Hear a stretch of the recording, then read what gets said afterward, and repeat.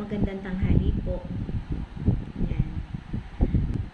Ako po bilang tutor, minsan po nakakaranas din po ako na magkamali ng tinuturo.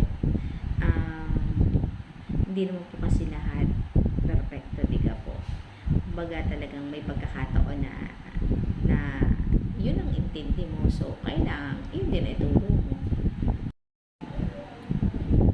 One time po, exam po kinabukasan. So, kailangan po namin mag-aral today.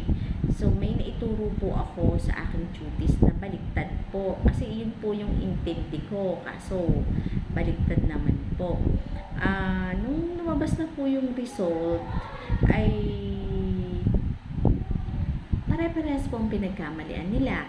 Kasi nga po, kung ano po yung itinuro ko, yun yung sinagot nila. Diyos ko, alam niyo po ba yung na-feel ko noon? Talagang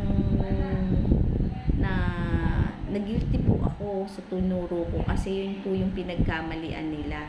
Na kumbaga, bago ako naka-recover talagang ilang araw bago yun naalis sa aking dibdib. Diyos ko po, na ako ang dahilan kung bakit sila nagkamali.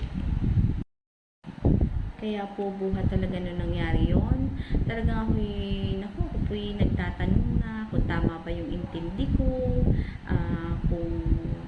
kung paano ba iyon, yung ganun po, nagtatanong-tanong na po ako sa iba para man lamang po alam ko na tama po na yung intindi ko. Baka po mamaya kasi mali na naman ang maituro ko sa bata. Kumbaga, aware na po ako sa mga ganyan ngayon.